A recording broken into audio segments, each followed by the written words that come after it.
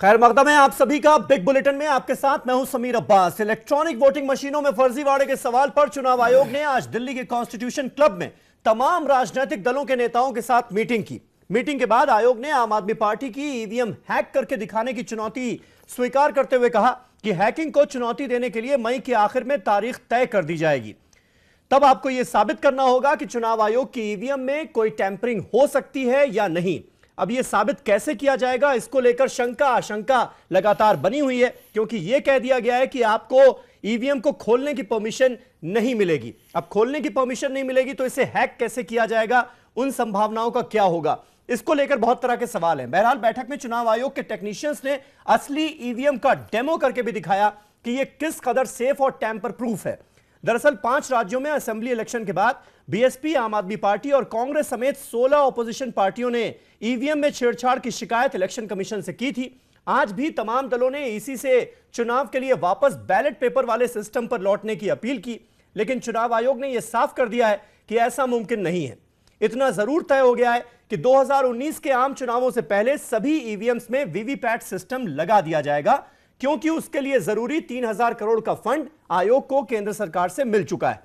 बड़ा सवाल फिर वही कि क्या अब ईवीएम को लेकर दूर होगा ऑपोजिशन का शक। इसी पर करेंगे बात अपने तमाम मेहमानों से, लेकिन सबसे पहले यह रिपोर्ट।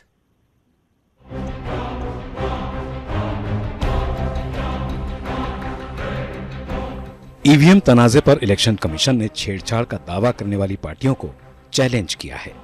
इलेक्शन कमीशन ने इन तमाम पार्टियों को मशीन से छेड़छाड़ का इल्जाम साबित करने का मौका दिया। इसके लिए 14 मई की तारीख मुकर्रर की गई है। कमीशन ने चैलेंज किया है कि पार्टियां इलेक्ट्रॉनिक वोटिंग मशीन से छेड़छाड़ करके दिखाएं। ईवीएम से छेड़छाड़ के शक को दूर करने के लिए आज कुल जमाती मीटिंग बुलाई गई थी, जिसमें 7 कौमी और 35 इलाकाई पार्टियों के नुमाइंदे शामिल हुए, जिसमें आम आदमी पार्टी भी शामिल थी। कमीशन की जानिब से सियासी जमातों को यकीन दिलाने की कोशिश की गई कि ईवीएम के साथ छेड़छाड़ नहीं की जा सकती। कॉन्स्टिट्यूशन क्लब में आईआईटी के माहिरीन ने भी सियासी जमातों के शुकूक व शुबहात को दूर करने की कोशिश की। The Election Commission held meetings of all recognized national and state political parties today to discuss issues related to electronic voting machines and paper audit trail machines and other electoral reforms. In all, 7 national and 35 state political parties have attended the meeting. A detailed presentation of the Commission on Electronic Voting Machine and VVPAT was made, explaining therein the secure design features, development process, stakeholders' participation at various levels, and administrative processes making the EVM non-tamperable. Election commission ने सुबह meeting की शुरुआत होते ही कह दिया था कि हम लोग हैकाथन नहीं कराने वाले हैं, हम लोग एक चैलेंज रखने का सोच रहे हैं। और वो चैलेंज ये होगा कि जो चुनाव पिछले दिनों में हुए हैं राज्यों के, वहाँ ये प्रूव किया जाए कि वहाँ की मशीनें हैक हुई थी या उनमें टेम्परिंग हुई थी। हमने उसका स्वागत किया है। देखिए, बहुजन समाज पार्टी ने ये बात जोरदारी से रखी है कि बैलेट पेपर से ही चुनाव होना चाहिए, और जो ईवीएम थी वो तो आज अपने आप साबित हो गया कि वो डिफेक्टिव थी और उससे सही चुनाव नहीं हो सकता था। ये तो इलेक्शन कमीशन ने जब आज ये डिक्लेयर कर दिया है खुल करके कि हम अगला चुनाव जो भी होगा इन ईवीएम मशीनों से नहीं कराएंगे। और मेरा मानना है कि 70% से ज्यादा दलों ने इस बात की पुष्टि की कि मशीन में कुछ तो है जिससे शुभ हो रहा है, और उस शुभे को दूर करने के लिए जब वीवीपैट की बात हुई, पूरे देश में वीवीपैट से ही चुनाव होंगे, और कोई भी शंका अगर है तो मैं समझता हूँ वो जो चैलेंज की भी बात है उसमें भी इलेक्शन कमीशन इसको लेने को तैयार हुआ है।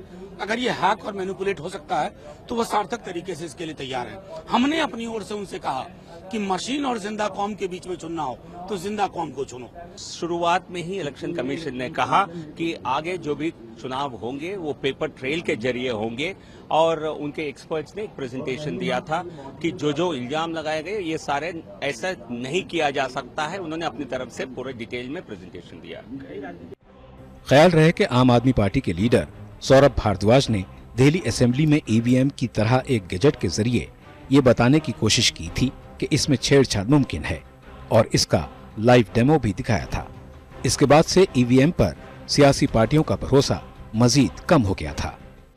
हमारी सिर्फ ये मांग है कि एक तो जो बार बार हैकेथन के बारे में चुनाव आयोग कह रहा था वो हैकेथन कराए, क्योंकि मुझे लगता है 2 महीने से मीडिया में खबरें थी और ये हैकेथन एक स्वस्थ परंपरा होनी चाहिए। इलेक्शन कमीशन ने कहा है कि नहीं, हम हैकेथन शब्द से ही सहमत नहीं है, हम हैकेथन कॉन्सेप्ट से ही सहमत नहीं है। लोगों को इन्वॉल्व करके ऐसी मशीनों पे आगे चुनाव होने चाहिए जिनमें सब में पर्चियां निकले और ईवीएम की गिनती के साथ साथ उन पर्चियों की भी गिनती हो। वहीं अब इलेक्शन कमीशन के दावे के बाद शायद सियासी जमातों के शुकूक व शुबहात दूर हो जाएं। आखिर क्या वजह है कि कमीशन ईवीएम पर चैलेंज के लिए बार बार मीटिंग के लिए तैयार है, मगर वहीं सियासी जमातों की जानिब से बैलेट पेपर के मुतालिबे को सुनना भी नहीं चाहता।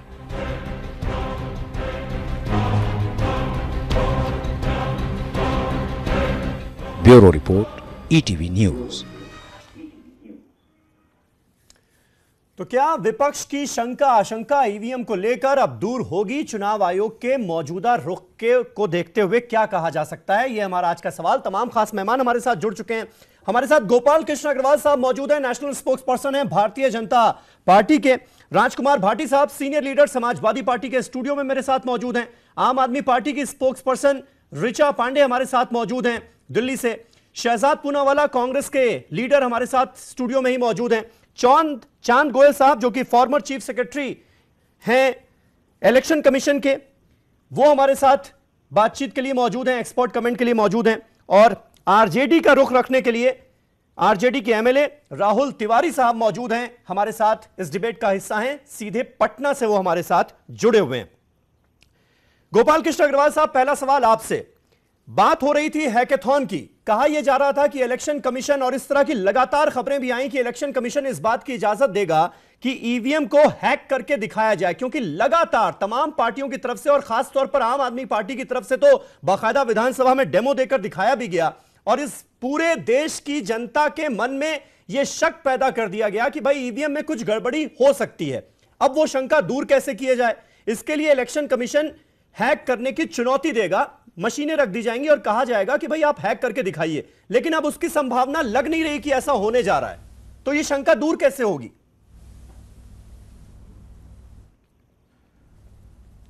नहीं, देखिए, जनता के अंदर कोई शंका नहीं है। यह जो पॉलिटिकल पार्टी जो है, कुछ लोग जो इलेक्शन हार गए बुरी तरह, वह शंका ये क्वेश्चन उठा रहे हैं और उनको कई बार इलेक्शन कमीशन का ये काम है। इलेक्शन कमीशन इस बात को प्रूव करेगा, डिसाइड करेगा कि कौन सी मशीन यूज करनी है, कैसे इलेक्शन कंडक्ट करना है, और उसमें उसके क्वेश्चंस को वो आंसर कर रहे हैं। जो भी ऑब्जेक्शंस इन अपोजिशन पार्टीज ने लगाए हैं, उन सबको ये इलेक्शन कमीशन ने बार बार जवाब दिया, हर प्लेटफॉर्म पे दिया है। आज भी डिबेट कर रहे हैं और भी उनके बाद डिबेट करने को तैयार है। लेकिन अब यह तो एक ऑटोनोमस बॉडी का मतलब क्या है? एक रेगुलेटरी बॉडी इलेक्शन कमीशन हमारे यहाँ पे एक इंडिपेंडेंट इंस्टीट्यूशन है जो इलेक्शन को कंडक्ट करता है। नहीं तो फिर तो ये जो आप और जो ऑब्जेक्शन लगा रहे हैं, ये इलेक्शन कंडक्ट करेंगे क्या? ये डिसाइड करेंगे क्या कि यहाँ पे यह बैलेट पेपर से होगा इलेक्शन, ईवीएम से होगा, ऑडिट ट्रेल वाले ईवीएम से होगा, या ईवीएम वो हो सकती है?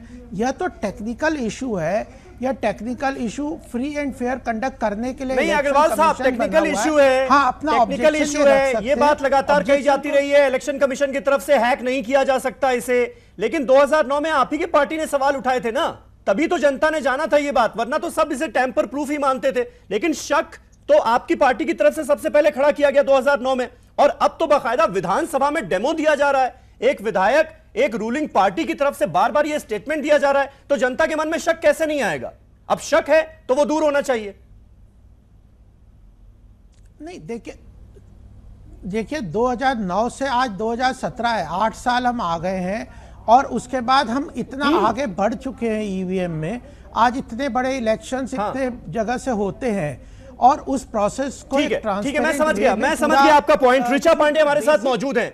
ऋचा, क्या इस बात में कोई लॉजिक है? क्योंकि अभी तक ऐसा कोई डेटा तो आया नहीं हमारे सामने, ऐसी कोई जानकारी तो आई नहीं कि 2009 से लेकर अब तक क्या क्या चेंज हुए हैं, ईवीएम को टेम्पर प्रूफ करने के लिए क्या क्या बदलाव हुए हैं, किस तरह से इसे सिक्योरिटी के लिहाज से बेहतर बनाया गया है। ऐसी कोई जानकारी है क्या?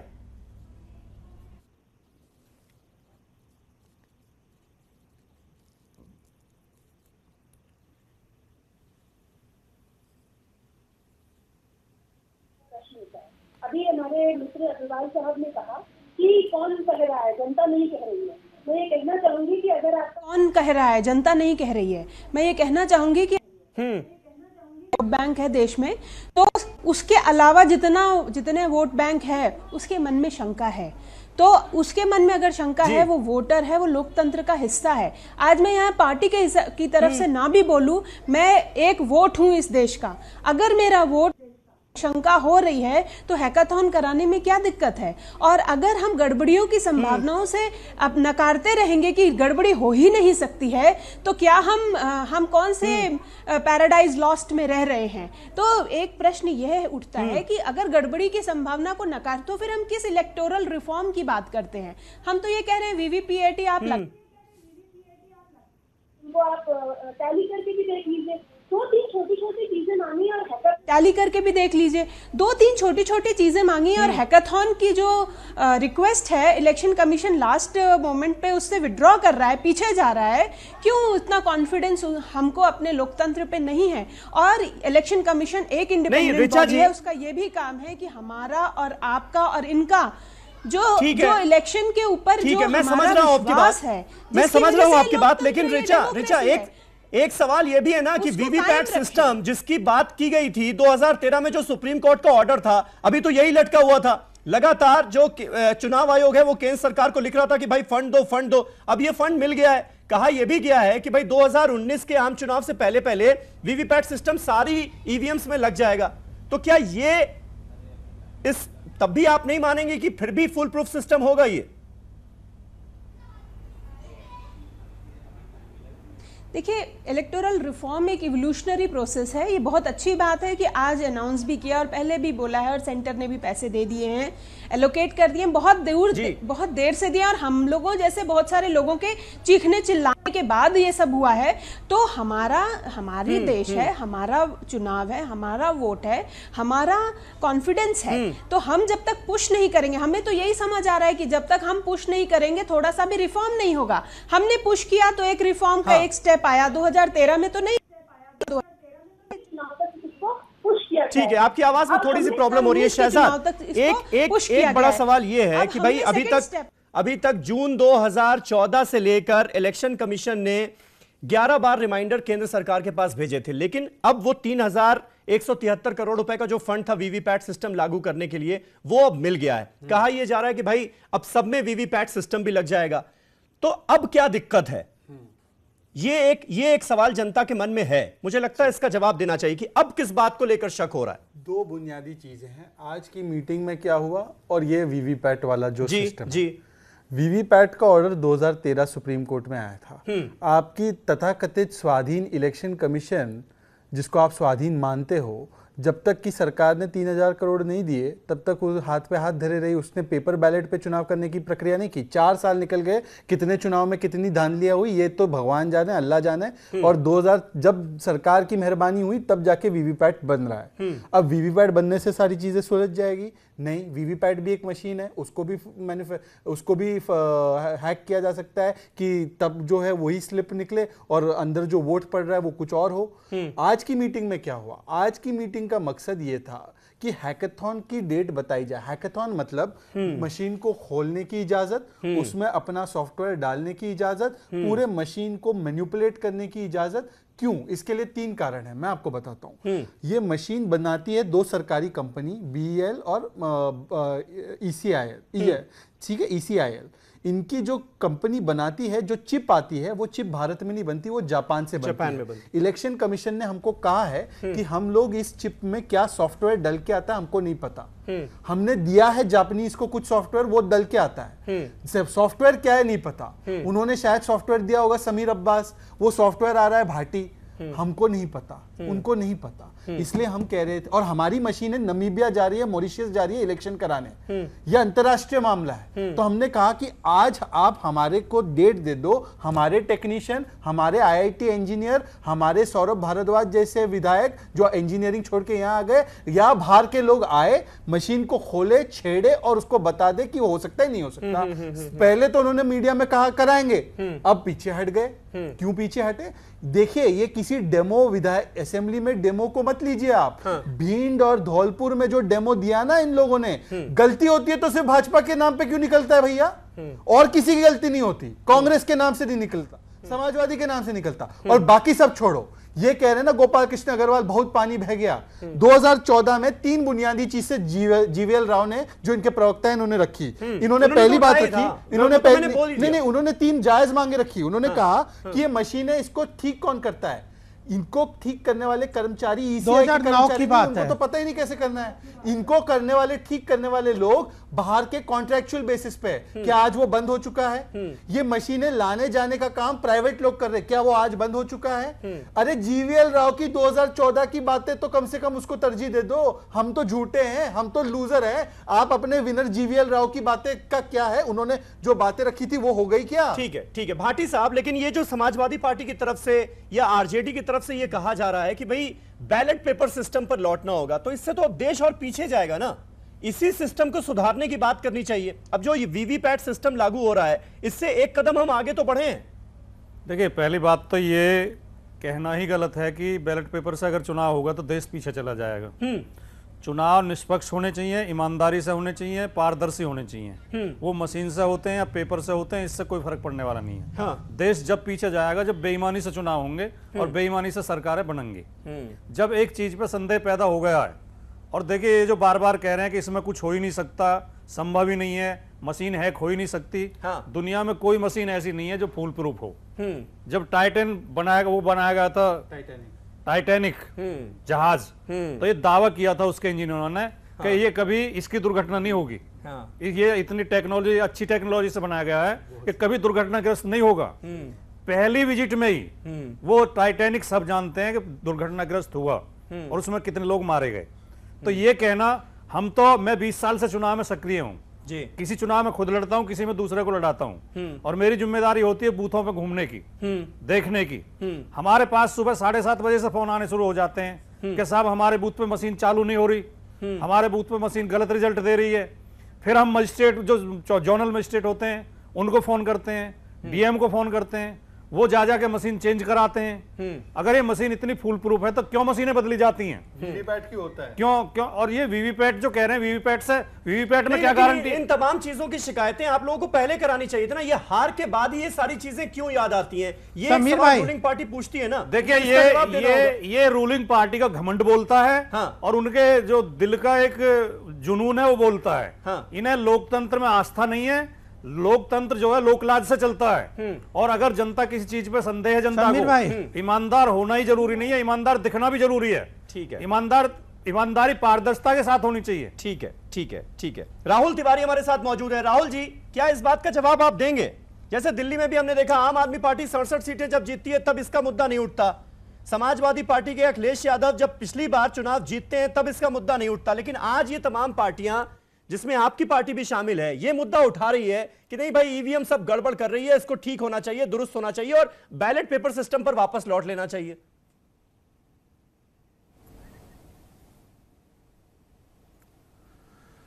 नहीं, एक तो जो टेक्निकल पर्सन है, जो सॉफ्टवेयर के जानकार हैं, कम से कम जो रिसर्चर हैं, जो अमेरिका में भी रिसर्चर हैं, वो बताते हैं कि ईवीएम मशीन को हैक किया जा सकता है। तो ये नहीं कहेंगे कि जो चुनाव हो रही है और गलत तरीकों से हो रही है मशीन से, लेकिन एक क्वेश्चन मार्क उठता है कि नहीं, हैकिंग हो सकती है।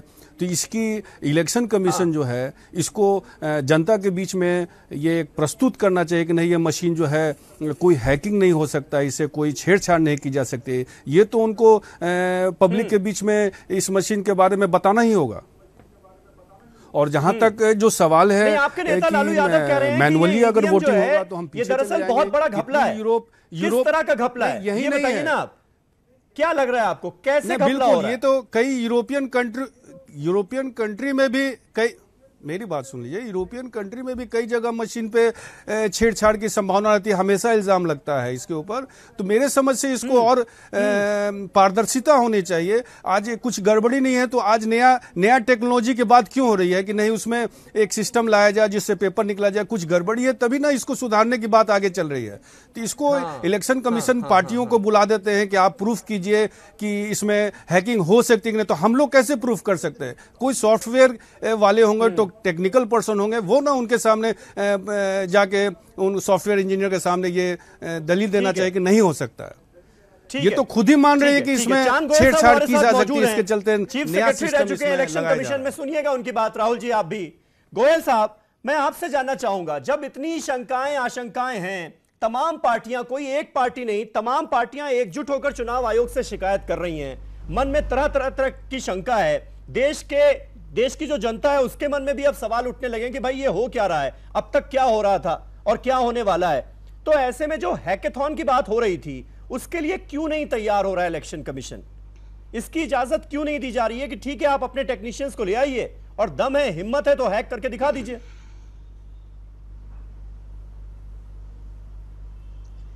नहीं, मेरे आज जो जानकारी हमें मिली है, जो इलेक्शन कमीशन ने आज मीटिंग बुलाई और उन्होंने शायद 14 मई की तारीख मुकर्रर की है कि जो भी इस मशीन को अगर कोई टेम्पर करके दिखला सकते हैं या हैक करके दिखला सकते हैं तो उन्होंने डेफिनेटली इलेक्शन कमीशन ने पहल की है। पर सवाल ये उठता है कि एक तरफ तो सिर्फ शंका तो किसी भी चीज के लिए, किसी भी मशीन के बारे में कहीं भी कैसे भी किसी भी ढंग से उठाई जा सकती है, पर दूसरी तरफ एक सवाल उठता है कि अभी हाल में 5 राज्यों में, दिल्ली के एमसीडी चाहे इलेक्शन, मुंबई के कॉरपोरेशन चाहे इलेक्शन, कम से कम 10,000 बूथ पे ये मशीन का यूज किया गया। जब एक पोलिंग बूथ पे मशीन जाती है तो वहां पे जो प्रिसाइडिंग ऑफिसर और उनके साथ 3 पोलिंग ऑफिसर रहते हैं, उनके अलावा 3 या 4 या 5 जो पॉलिटिकल पार्टीज कैंडिडेट्स के रिप्रेजेंटेटिव होते हैं वो भी हाजिर होते हैं।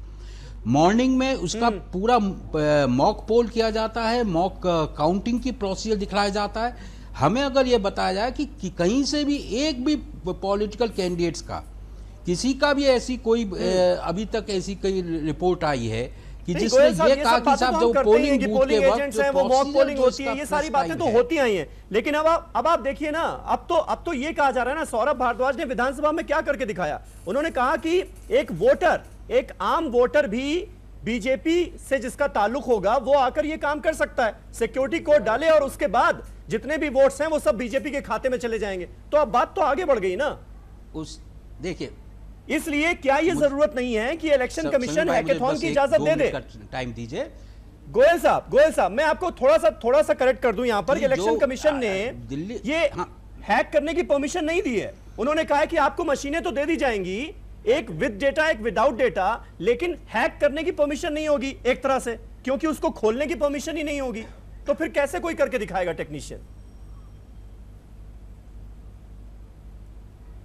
नहीं, तो वही तो सवाल उठता है कि जो ये मशीन जिस तरह से यूज की जाती है, पोलिंग पार्टीज को मशीन जब दी जाती है बकायदा सील की जाती है, पोलिंग के दिन मॉर्निंग में उसको फिर सील किया जाता है, उसको कोई भी और टच नहीं कर सकता।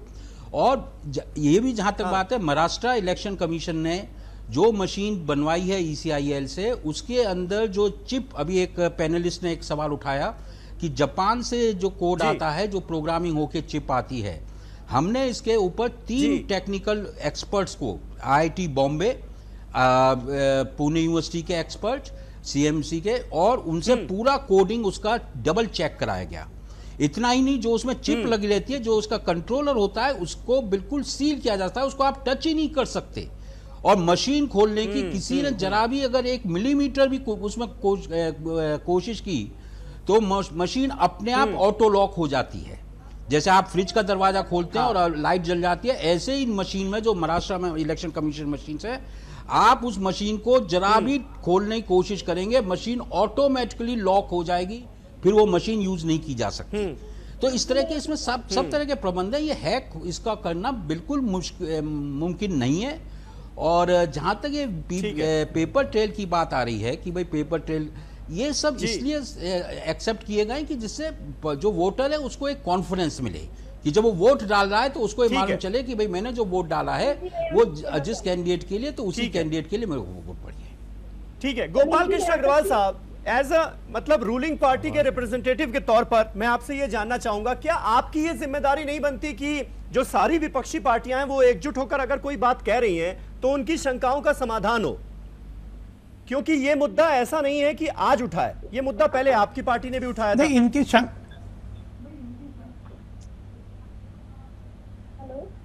बिल्कुल इनकी शंकाओं का समाधान होना चाहिए, हम इसको एग्री करते हैं, लेकिन इसकी शंकाओं का समाधान कौन करेगा? समाधान करेगी इलेक्शन कमीशन, वो ऑटोनोमस बॉडी है, इलेक्शन कमीशन करेगा। आप देखिए इसमें ईवीएम मशीन्स में क्या है, अगर एक पार्टी के रिप्रेजेंटेटिव कुछ नहीं, देखिए शंकाओं का समाधान के इंजीनियर्स ये हैक करके दिखाने की कोशिश करना चाहते हैं तो उसकी इजाजत मिलनी चाहिए। आपका ये स्टैंड होगा?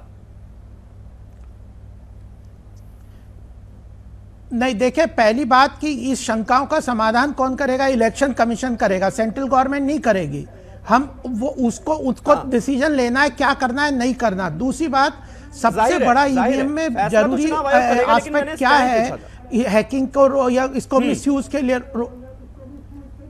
हाँ नहीं, मैं आपको कह रहा हूं कि इसकी फिजिकल कंट्रोल, फिजिकल कस्टडी सबसे महत्वपूर्ण है। तो फिजिकल कस्टडी जब इस सिस्टम में पूरी तरह से इलेक्शन कमीशन के पास है, उसका किसी के पास उसकी अप्रोचेबिलिटी नहीं है, तो आप हैक कैसे करेंगे? दूसरी बात, आप क्वेश्चन उतार रहे हैं तो हम जवाब दे रहे हैं।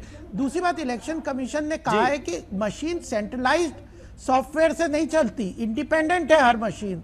तो जब आप इंडिविजुअल किसी मशीन में कुछ खराबी आ जाती है, कुछ होती है, तो आप सेंट्रलाइज सिस्टम से 9 लाख मशीनों को थोड़ी एक साथ कंट्रोल कर सकते हैं। तो यह एक बहुत महत्वपूर्ण बात है। शहजाद आपका जवाब देना चाह रहे हैं? दोनों बातों का मैं जवाब। गोपाल जी सुनिएगा, दोनों बातों का जवाब बात है। सुनिए, पेपर ट्रेल को जो एक्सेप्ट कर तो लिया है, इनकी शंकाओं का समाधान क्या होगा कि पेपर ट्रेल है, मैंने किसी पार्टी को वोट दिया, मेरे पास पेपर ट्रेल है, मेरा वोट किसको गया? अब इससे ज्यादा और आपको क्या प्रूफ चाहिए? ऐसे तो फिर आप कह रहे हैं इससे बड़ा समाधान क्या होगा कि आप जिसको वोट दे रहे हैं सामने उसकी पर्ची निकल रही है। मैं आपको तीनों चीजें बता रहा हूँ। ठीक है गोपाल जी शहजाद, जैसे हमारे चीफ सेक्रेटरी साहब ने कहा, उनको लग रहा है हैकाथॉन संडे को हो रहा है, हो नहीं रहा। वैसे इन्होंने ये बात जो कही है कि इनकी चेकिंग कराई, कोड की चेकिंग कराई, ये आपने भी नहीं सुनी, मैंने भी नहीं सुनी। कोई कौन से मशीनों की कराई, कहां से मशीनें ली, तो ये वापस से सोर्स बेस से प्लांटिंग तो नहीं कराई ईसी ने, पहली बात। तो ये आरटीआई में हमको जवाब दिया है कि इनको कोड पढ़ना नहीं आता ईसी को, ये आरटीआई का जवाब है। आरटीआई में दूसरा जवाब दिया है जो इन्होंने कहा कि कौन छेड़खानी कर सकता है, स्ट्रॉन्ग रूम में रखते हैं। ईसी ने कहा है और जीवीएल राव को भी कहा है, हमको भी कहा है, दोनों को कहा है कि हमारी मशीनें प्राइवेट कॉन्ट्रैक्टर इसकी मेंटेनेंस कर रहा है साहब। 2009 की बात कर रहे हैं? नहीं सर, आज 2017 की बात कर रहा हूं। ठीक है, आपकी मशीनें 5 लाख है, 14 लाख 10 लाख मशीनें हैं, ईसी के पास स्टाफ कहां है इसको मेंटेन करने की? तीसरी बात, 1989 में पहला चुनाव ईवीएम से हुआ था, वो फर्स्ट जनरेशन की मशीन थी। पीएसयू कर रहा है, पब्लिक सेक्टर अंडरटेकिंग कर रहा है। जनरेशन 1 तो अभी भी यूज हो रही है। मेरी बात सुनिए गोपाल जी, सुनिए, 1 मिनट सुनिए। आपके ऊपर आरोप नहीं है, ईसी पे मैं कुछ सवाल उठा रहा हूं। उनको हमने पूछा ये मशीनें डिस्पोज कैसे करती, ये सवाल जीवीएल राव ने भी पूछा कि इसको कहां भेजते हो आप मशीनों को, इसका जवाब नहीं है। तो मान लो किसी के हाथ में पुरानी मशीन आ गई, उसके हाथ में टेक्नोलॉजी आ गई, ये सवाल आज भी आंसर नहीं है इसका मेरे भाई। और तो कुल मिला के बात ये है कि मशीनें लोगों के हाथ में आई भी है, उसको हैक करने का तरीका भी लोगों के पास है, ये कोड की चेकिंग नहीं हुई है, और हम सिर्फ ये कह रहे हैं कि ये चीजों पे सवाल जवाब कौन देगा। और वीवीपैट क्या है? वीवीपैट कर रहे हैं, वीवीपैट स्लिप देने वाली मशीन है, वो स्लिप देगी, पर अंदर मशीन में क्या हो रहा है वो उसको नहीं पता।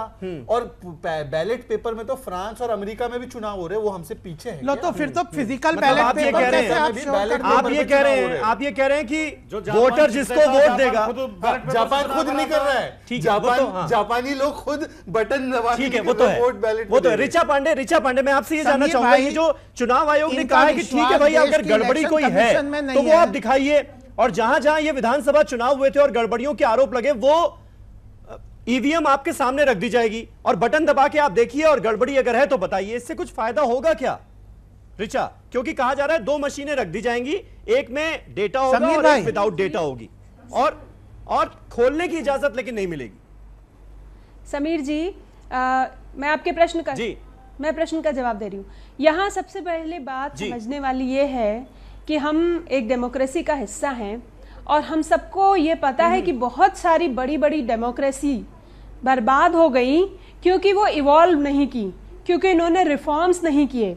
और फेथ की कमी नहीं है इलेक्शन कमीशन में, हमें पता है इलेक्शन कमीशन अपना काम अच्छे से कर रहा है, परंतु अगर लूप होल्स की संभावनाएं दिख रही हैं तो उसको सबसे पहले तो हमें समझना पड़ेगा कि हाँ टैंपरिंग हो सकती है। अगर ये कह रहे हैं कि टैंपरिंग आज इलेक्शन कमीशन ने जो प्रेजेंटेशन दी, किस तरह से बूथ कैप्चरिंग होती थी, किस तरह से मुहर पे मुहर लगती थी, ये तो हमें पता है ना। 2009 के पहले 2009 की बात हो रही है और आज जमाना बदल गया है। पहले मनमोहन सिंह जी थे, आज मोदी जी हैं। तो जब आपके इवोल्यूशन के प्रोसेस में एक पहले बिल्कुल मतलब आपको ये समझना पड़ेगा कि टेक्नोलॉजी, जब आप एंड्रॉइड सिस्टम्स, जब आप सैटेलाइट्स हैक कर सकते हैं, जब जापान नहीं यूज करता है ईवीएम जो कि वो चिप बना रहा है, जब वो डेमोक्रेसी जिनसे आपने अपना संविधान उधार लिया है वो नहीं यूज करते हैं, तो कोई तो रीजन होगा। दूसरी बात, मैं आज के मुद्दे पे आ रही हूँ कि आज डीजी ने ईवीएम के पर प्रेजेंटेशन जो दी उसमें उन्होंने 2 तथ्यों पे पूरी फोकस थी। एक कि ईवीएम हैक ही नहीं हो सकता। जब से ही वो ये स्टेटमेंट देते हैं तो सारी कम्युनिकेशन, सारा डायलॉग, सारे रिफॉर्म की बात को वो बंद कर देते हैं। दूसरी बात उन्होंने कहा कि उन्हें अपने जो एडमिनिस्ट्रेशन सिस्टम है गवर्नमेंट का, जो ईवीएम को प्रोटेक्ट करता है और इम्प्लीमेंट कराता है, वो बिल्कुल टैंपर प्रूफ है, वो बिल्कुल उसको कुछ कर नहीं सकते। तो हम किस बात की, हम एक सरकारी मशीनरी की बात कर रहे हैं। जब पहले बूथ कैप्चरिंग होती थी वो यही सरकारी मशीनरी करती थी, उसी के साथ मिलकर होती थी। वही कोई पुलिस वाला कहीं इन्वॉल्व होता था, कहीं कोई ईमानदार होता था तो कहीं भ्रष्ट भी होता था। तो आज हम सबको ये पता है कि सारे ह्यूमन बींग्स हैं, ऐसा कुछ टैंपर प्रूफ नहीं है। और आज तो हम लोगों ने मतलब बड़ा सरप्राइजिंग है कि इतना डिफेंसिव क्यों हो रहे हैं इलेक्शन कमीशन। उनको तो फोर्थकमिंग होना चाहिए। हम डिजिटल इंडिया की बात कर रहे हैं, हम बड़े बड़े प्रयोगों की बात कर रहे हैं, हम मार्स पे जाने की बात कर रहे हैं, परंतु हम आज जो इंजीनियर्स वहां पर ईवीएम लेकर मौजूद थे, सुनिएगा ऋचा जी, जो आज जो इंजीनियर्स भारत इलेक्ट्रॉनिक्स लिमिटेड के वहां पर मौजूद थे ईवीएम्स लेके, उन्होंने कहा कि ये क्या बात हुई, आप रेडियो का मदरबोर्ड किसी में लगा दीजिए तो वो रेडियो ही बन जाएगा, फिर वो ईवीएम कहां रही। मतलब आप अगर मदरबोर्ड ही चेंज कर देंगे तो फिर तो कुछ भी कर दीजिए, फिर तो वो किसी भी तरह जो भी आपने मदरबोर्ड लगाया उसी तरह से मशीन बिहेव करेगी। मशीन को अगर खोलने की इजाजत देंगे तो उसके बाद उसमें क्या क्या हो सकता है, क्योंकि मशीन हमारे हाथ में देंगे। मशीन ऐसा नहीं है कि कोई रेडियो का मदरबोर्ड लगेगा तो ईवीएम का ही मदरबोर्ड, पर उसमें रीप्रोग्रामिंग हो सकती है, माइक्रो कंट्रोलर उसका चेंज होगा, उसका चिप में कुछ हल्की सी और वो 90 सेकंड में हो सकता है। यही हम दिखाना चाहते हैं कि, और जैसे आज दूसरे पैनलिस्ट भी, हमारे सम्मानित पैनलिस्ट बोल रहे हैं कि प्राइवेट लोगों के हाथ में है इसका ट्रांसपोर्टेशन, इसकी रख रखाव, इसकी मेंटेनेंस, तो कहीं ना कहीं तो होता है ना, और होता आया है और हो रहा है, उसको एक्सेप्ट करने में क्या बुराई है। इलेक्शन कमीशन को हम ये नहीं कह रहे कि आपने सब गड़बड़ कर दिया, गुड़ गोबर कर दिया, हम ये नहीं कह रहे हैं। हम कह रहे हैं हम आपके साथ खड़े हैं और आपके साथ हम इसको एक स्टेप और आगे लेके जाना मशीन खोल के मदरबोर्ड नहीं देखते। मैं चाहूंगा चांद गोयल साहब इनमें से कुछ सवालों का अगर जवाब दे पाए। गोपाल कृष्ण अग्रवाल साहब आप भी। एक छोटा सा ब्रेक लेते हैं, तमाम खास मेहमान हमारे साथ बने हुए हैं। आखिर कैसे दूर होगी ईवीएम को लेकर विपक्ष का ये जो शक है, शुभा है और जो आशंकाएं मन में उठ रही हैं देश के तमाम लोगों के मन में, वो कैसे दूर की जाएंगी। एक छोटा सा ब्रेक, फौरन होते हैं हाजिर।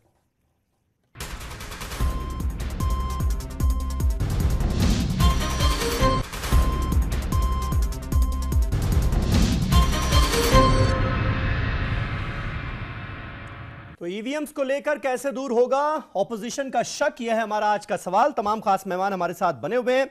गोपाल कृष्ण अग्रवाल साहब, सवाल वही है, फिर आपने देखी होगी पिछले आधे घंटे की डिबेट, लगातार वीवीपैट सिस्टम लागू करने के बाद भी शक बरकरार रहेगा। यह शक कैसे दूर करेंगे आप? बतौर रूलिंग पार्टी आपकी क्या रिस्पॉन्सिबिलिटी है? क्या विपक्ष के तमाम विपक्षी पार्टियों के आरोपों को आप सिरे से खारिज कर देंगे कि भाई ये लोग हार चुके हैं इसलिए इस तरह की बातें कर रहे हैं, या फिर उनकी शिकायतों को देखते हुए, उसे गंभीरता से लेते हुए आपकी पार्टी भी कोई स्टैंड लेगी इस पर?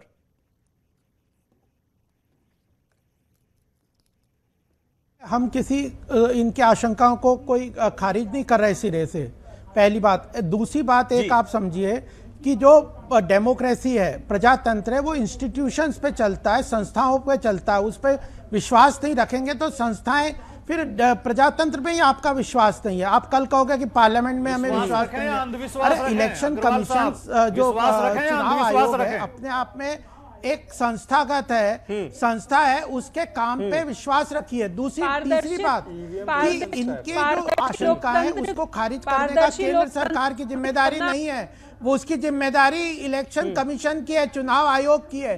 केंद्र सरकार की जिम्मेदारी है कि चुनाव आयोग जो जो कहे उसकी आवश्यकताओं को, उसकी जरूरतों को हम पूरा करें। उन्होंने कहा हमें 3000 करोड़ का फंड चाहिए ये पेपर बैलेट पेपर के लिए, सरकार ने दे दिया। अब वो तय करे, वो कहते हैं इतने सर दे तो दिया, लेकिन 11 रिमाइंडर्स के बाद दिया। इलेक्शन मैनेज करने के लिए अगर पिछले चुनाव वीवीपैट के साथ होते तो शायद ये इतने सवाल नहीं उठते जितने आज उठ रहे हैं। शायद इतना बहुमत ना आता। तो यूपीए सरकार से पूछ लीजिए 2013 में क्यों नहीं दे दिए उन्होंने। अगर आज उन्हें इतना शक हो रहा है तो 2013 में से मांग देते। तो सरकार, वो कह रहे हैं वक्त ही बहुत कम बचा था, उसके बाद सरकारी चली गई, वक्त नहीं मिला। लेकिन जून 2014 से लेकर अब तक इलेक्शन कमीशन ने 11 रिमाइंडर भेज दिए। यह चुनाव आयोग का काम है। हमारा तो विश्वास चुनाव आयोग के संस्था में है। जो चुनाव आयोग डिसीजन लेगा हम उसके साथ हैं। चुनाव आयोग, हम अपनी ओपिनियन तो दे सकते हैं। आज हम ईवीएम पे कोई हमारा शक नहीं है, हम अपनी ओपिनियन देंगे, लेकिन हम भी एक अपोजिशन पार्टी की तरह ही एक ओपिनियन मेकर हैं पॉलिटिकल सिस्टम में। हमने अपनी ओपिनियन दे दी।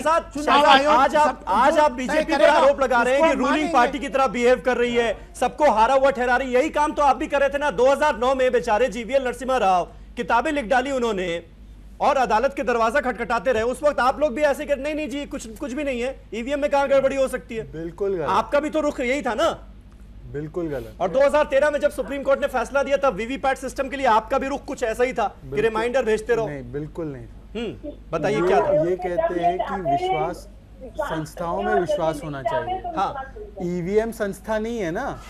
ईवीएम देखो, मोदी जी की लहर पूरे देश में है, तो पेपर बैलेट पे चुनाव होंगे तो मोदी जी की लहर चुनाव आयोग तो है ना संस्था। इनको ईवीएम से इतना लगाव है, मानो कि ये इनकी आस्था का विषय बन चुका है ईवीएम। मतलब अगला मंदिर जो ईवीएम का बना दे ये लोग। तो ईवीएम तो नहीं है ना सबसे हमारा कोई लगाव नहीं है। बुनियादी चीज है। सुनिए ना, अरे आप ही की बात कर रहा हूं मैं। आपको इतना लगाव क्यों है ईवीएम से? आपको ईवीएम से इतना लगाव क्यों? इससे ज्यादा शक पैदा हो रहा है। इलेक्शन कमीशन जो है, सुनिए, इलेक्शन कमीशन को जो है मैंडेट, हमें चुनाव आयोग में विश्वास है। इलेक्शन कमीशन को मैंडेट ये नहीं है कि ईवीएम की पूजा करे दिन रात, ठीक है। ईवीएम पे अगर लोगों का भरोसा, और ईवीएम छोड़ो, यूपी चुनाव आयोग ये पॉलिटिकल पार्टी है क्या? उसने ईसी को कह दिया कि फर्स्ट जनरेशन ईवीएम होगा तो हमको नहीं करना चुनाव, हम पेपर बैलेट पे करेंगे। दिल्ली में आपके पास, दिल्ली में सुनिए, दिल्ली में आपके पास 15,000 ईवीएम था, आपके पास रिजर्व ईवीएम था, फिर भी 5,000 ईवीएम राजस्थान से मंगाया क्यों? और फर्स्ट जनरेशन वाले ईवीएम से मंगाया, जबकि आपके पास थर्ड जनरेशन है। तो ये ईवीएम प्रेम जो है ना, ईवीएम प्रेम, जो भाजपा का ईवीएम प्रेम जो है, इससे लोग जो है बहुत ही शंका पैदा हो रही है। ये ईवीएम प्रेम तोड़ना है हमें। आप पेपर बैलेट पे करो, फिर देखो मोदी जी के लोग हैं, क्या लहर है, हमको भी देखना है पेपर बैलेट पे कितनी लहर है आपकी। ठीक है, अच्छा ऋचा पांडे, फिर ये शंका दूर कैसे होगी? तो सारे पुराने इलेक्शन कमीशन ने तो साफ कह दिया भाई, हैक करने की इजाजत तो नहीं दी जा सकती। आखिर गड़बड़ घोटाला है, हाँ,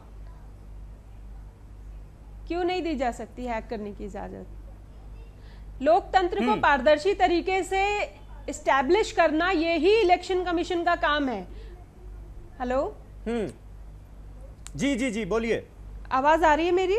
हाँ, तो आप कुछ भी शक करते रहेंगे, उसका क्या करेंगे? ये जो पेपर बैलेट पेपर का जो आपका शक दूर करने के लिए एक स्टेप ले लिया, आप उससे नहीं मानेंगे तो जी ऋचा, आपकी आवाज आ रही है, कुछ डिस्टरबेंस है आज ऑडियो में। जब आप बोलिए, आप अपनी बात पूरी कीजिए। जब आवाज नहीं आ पा रही, पर ईवीएम को खराबी नहीं हो सकती। देखिए, जी मैं ये कह रही हूँ कि इलेक्शन, तो इनको समझाओ भाजपा इलेक्शन कमीशन एक पॉलिटिकल, क्या मैं बोल सकती हूँ? जी बोलिए। जी देखिए, जर्मनी में एक जो कोर्ट था उसने कहा था कि अगर वोटर और रिजल्ट के भरोसे के बीच में टेक्नोलॉजी आती है तो वो बहुत अनकॉन्स्टिट्यूशनल है। आज ही इस पे बहुत बड़ा डिस्कशन हुआ था इलेक्शन कमीशन की जो मीटिंग हुई थी जी।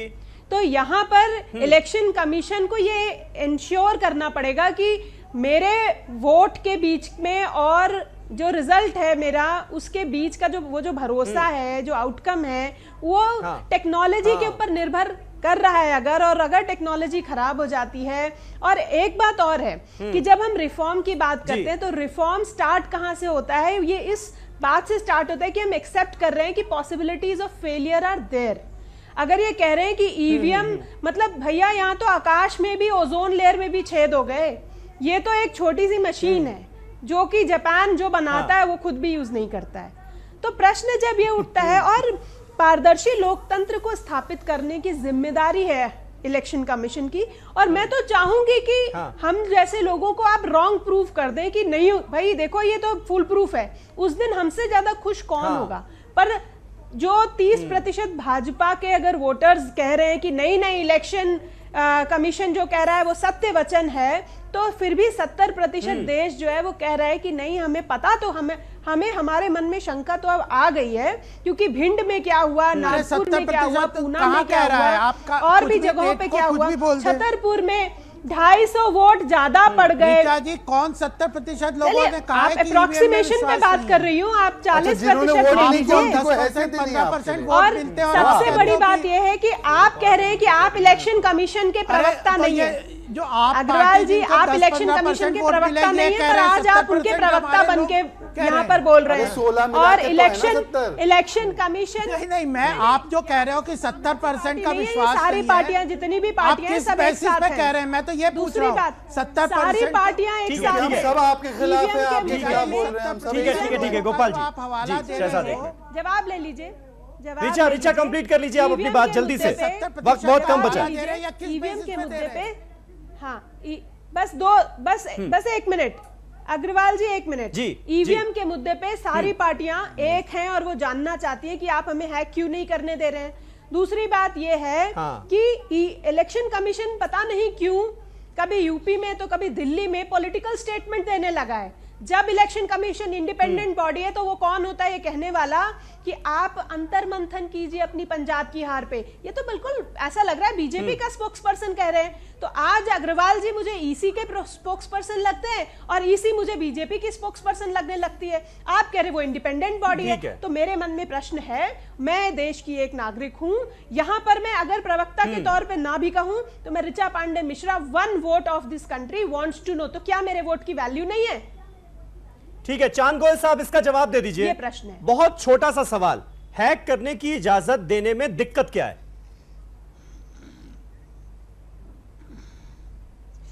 देखिए, हैकिंग के बारे में जितने भी अभी प्रश्न उठाए गए हैं, एक तो मुझको ये समझ में नहीं आता कि जो डिमॉन्स्ट्रेशन दिया गया दिल्ली असेंबली में कि 90 सेकंड में हम जो बैलेटिंग यूनिट्स पे है उस पे कोई कोड डाल के 20134 या जो भी कोड है, आप सबको ये मालूम होना चाहिए एज ए वोटर कि आपने एक दफे बटन दबा दिया बैलेटिंग यूनिट पे तो आप दूसरा बटन नहीं दबा सकते, कितनी भी कोशिश कर लीजिए। एक दफे वोट डालने के बाद में आप उस मशीन पे दूसरा बटन नहीं दबा सकते, नंबर 1। अच्छा, नंबर 2, जो ये बात की जाती है तो ठीक है, हैकिंग के दो चीजें जो इस चर्चा में सामने आ रही हैं कि एक तो आपके सामने मशीन रख दी जाए और अब आपसे कहा जाए कि आप आके इसको हैक करिए और इसको आप चेंज करिए। अब इसमें सवाल कुछ लोग उठा रहे हैं कि साहब हमें मशीन खोल के और अंदर हमें चेंज करने की इजाजत दी जाए। तो अभी पहले इलेक्शन कमीशन ने जो आज ये एक कदम उठाया है कि सबको बुलाया कि भाई आपके सामने मशीन रख दी जाएगी और आप इसको हैक करके और इसको चेंज करके आप हमें डेमोन्स्ट्रेशन करके दिखलाइए। रही बात खोल के करने की बात, जैसे मैंने आपको बताया कि जहां तक महाराष्ट्र इलेक्शन कमीशन की जो मशीन्स हैं, यही तो दिक्कत है ना। अभी 14 तारीख को उन्होंने बुलाया ना कि आप इसको हैक करके दिखाइए, आपके सामने मशीन रख दी जाएगी। नहीं, उन्होंने कहा है कि हम आपके सामने रख देंगे। आप विधानसभा इलेक्शन में जहां गड़बड़ी का आरोप लगा, हम 2 मशीनें आपके सामने रख देंगे, एक विद डेटा एक विदाउट डेटा। और आप बटन दबा के बताइए कहां गड़बड़ी हो रही है। खोलने की इजाजत नहीं मिलेगी, हैकिंग की इजाजत नहीं मिलेगी। हमें मशीन, चांद गोयल जी, हमें मशीन छूने की इजाजत नहीं चाहिए, हमें मशीन हैक करने की इजाजत चाहिए, और वो बिना खोले नहीं हो सकता। हमें मशीन को छू के नहीं देखना है कि वो किस प्लास्टिक से बनी है, तो हमें मशीन छूने की इजाजत नहीं चाहिए थी, हमें हैक करने की इजाजत चाहिए थी, क्योंकि उसमें हमारा वोट है जो चोरी हो जाता है। तो हाँ, अरे तो प्राइवेट तो जो प्राइवेट जब उसको खोलता है तो आपके लिए क्या करना है, वो तो बदल ही रहा है आपके लिए। सर्विसिंग करते हैं उनके हाथ जी जी रिचा जी सुनिए, गोयल साहब को सुन लीजिए, पहले बता दूं वो जवाब दे रहे हैं। देखिए कि जो मशीन की जो टेक्निकल टीम की से जांच होती है, उसमें पीएसयू जो ईसीआईएल और बीएल के उनके रिप्रेजेंटेटिव वहां लेते हैं, और कुछ लोगों की मदद ली जाती है, बाकी स्टाफ भी इलेक्शन कमीशन की तरफ से भेजा जाता है, और बकायदा सब मशीनों की इलेक्शन से पहले, कोई भी जो इलेक्शन आता है उससे पहले उसकी पूरी टेक्निकल जांच की जाती है। उसके बाद पॉलिटिकल पार्टीज के रिप्रेजेंटेटिव, मुझको तो आश्चर्य हो रहा है कि ये जो पॉलिटिकल पार्टीज जो सब एक साथ जुड़ के कह रही हैं, इनके सारे प्रतिनिधियों के सामने मशीन की पूरा डेमोन्स्ट्रेशन पूरा इनको दिखाया जाता है कि आपको जितना चेक करना है आप इस मशीन को बटन दबाइए, सब चेक कर लीजिए। उनके रिप्रेजेंटेटिव, कैंडिडेट्स के रिप्रेजेंटेटिव के सामने पूरा इसका डेमोन्स्ट्रेशन होता है। तो ये सवाल उठता है कि हैकिंग किस स्टेज पर करी जाएगी और कब कहां की जाएगी। उन्होंने जो फॉर्मूला बता दिया ना, उसके बाद फिर ये सारी चीजें धरी की धरी रह गई हैं। उन्होंने तो कहा कोई भी वोटर आए और सिक्योरिटी कोड डाले और उसके बाद मशीन दूसरे तरीके से बिहेव करने लगेगी, एक खास पार्टी को वोट सारे चले जाएंगे। तो इसलिए सवाल उठता है। राहुल तिवारी साहब, ये बताइए कि आपकी तो सहयोगी पार्टी जेडीयू खुद कह रही है कि वीवीपैट सिस्टम लग जाए तो कोई दिक्कत नहीं है, फिर हम मानेंगे कि ठीक तरीके से काम हो रहा है और ईवीएम ठीक तरीके से बिहेव कर रही है। और आप कह रहे हैं कि भाई ईवीएम ही हटा दिया जाए, बैलेट पेपर पर चुनाव हो। नहीं, एक तो नहीं, हम चाहते हैं कि चुनाव जो है साफ सुथरा हो, जिसमें ईमानदारी से चुनाव हो। अब रहा सवाल कि मशीन का जो हैकिंग करने से, हैकिंग नहीं, उससे निर्वाचन आयोग खुद भाग रही है, तो इससे साबित होता है कि मशीन को जो हैकिंग किया जा सकता है।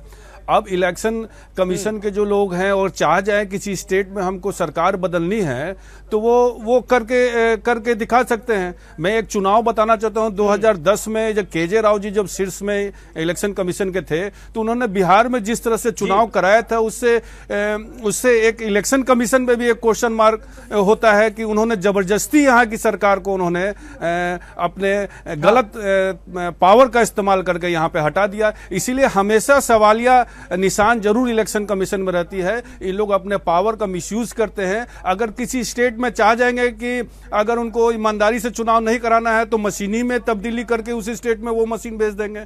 तो ये है कि मेरा कहना है कि ईमानदारी से चुनाव होना चाहिए। लोकतंत्र में मेन बेस ही हम लोग का लोकतंत्र है, वो ईमानदारी से नहीं हो तो इससे दुर्भाग्य की बात क्या होगी। भाटी साहब, ये ईमानदारी से चुनाव क्या अभी तक इस देश में नहीं हो रहा था? अब ईमानदारी से चुनाव होने की शुरुआत होनी चाहिए, ये आप लोग कहना चाहते हैं? और जब आप ऐसा कहते हैं तो मतलब देश का दुनिया का सबसे बड़ा लोकतंत्र है भारत, और भारत में जिस तरह से चुनाव कराए जाते हैं पूरी दुनिया भर में प्रशंसा होती है हमारे इलेक्शन कमीशन की, उस पर कहीं ना कहीं आप एक सवाल खड़ा कर देते हैं, एक सवालिया निशान लगा देते हैं। इस बात को क्या ध्यान में रखा जाएगा? देखिए, प्रशंसा इसलिए होती है कि भारत सबसे बड़ा लोकतंत्र है, सबसे ज्यादा वोटर यहाँ हैं, सबसे ज्यादा बूथ बनते हैं, सबसे ज्यादा वोट डाले जाते हैं। तो इतना बड़ा चुनाव कराना एक बहुत महत्वपूर्ण कार्य है जी। लेकिन अब जो प्रश्न खड़ा हुआ है कि मशीन में गड़बड़ी की जा सकती है, हम ये नहीं कह रहे कि चुनाव आयोग की मिलीभगत से गड़बड़ी की जा रही है। हो सकता है चुनाव आयोग की जानकारी में भी ये ना हो, और जो अभी आप बताया गया, जो क्लियर हुआ, हमें भी अभी तक जानकारी नहीं थी जी कि ये प्राइवेट पार्टी इनकी देखरेख करती हैं, प्राइवेट पार्टी ले जाती हैं और वो रखरखाव करती हैं, तो उनके द्वारा उनसे मिलीभगत करके इसमें कोई फेरबदल किया जा सकता है। दूसरी बात, मशीन से चुनाव कराना इतना आवश्यक नहीं है लोकतंत्र बचाने के लिए। और हम तो देहात से आते हैं, हमें पता है देहात में बहुत सारे वोटरों को मशीन में वोट डालने में भी दिक्कत होती है। वो जाते हैं और फिर वापस जब लौट के आते हैं उनसे पूछा जाता क्या डाला, किसको डाला, तो कहते हैं यार मेरी तो समझ में ही नहीं आया। तो मशीन से उतना साफ सुथरा चुनाव नहीं हो पाता है जितना साफ सुथरा वो बैलेट पेपर से हो सकता है। और जो बूथ कैप्चरिंग का सवाल उठाया जा रहा है जी, बूथ कैप्चरिंग इसलिए नहीं होती थी कि उस समय मशीनें नहीं थी। हाँ। बूथ कैप्चरिंग इसलिए होती थी कि उस समय फोर्स नहीं होती थी। ठीक है, अब इतनी फोर्स बूथों पर लगाई जाती है कि संभव ही नहीं है बूथ कैप्चरिंग होनी। ठीक है, गोपाल कृष्ण अग्रवाल साहब, लास्ट कमेंट में आपसे चाहूंगा। मशीन पे भी बूथ कैप्चरिंग हो जाता है। निकल रहा है जो तमाम पॉलिटिकल पार्टियां हैं, मशीन में ज्यादा है, वो एक मत है कि अगर लोकतंत्र को बचाना है तो ईवीएम को हटाना है। अब आप ये सोचिए कि जब ये सारी पॉलिटिकल पार्टीज यही बात कह रही हैं, विधानसभा के अंदर डेमो दिया जा रहा है, तो कल को कोई भी चुनाव इस देश में होगा तो वोटर के मन में शंका नहीं रहेगी ईवीएम का बटन दबाने से पहले कि भाई मैं वोट तो इस पार्टी को दे रहा हूं लेकिन मेरा वोट जा कहां रहा है। ये शंका कैसे दूर होगी फिर?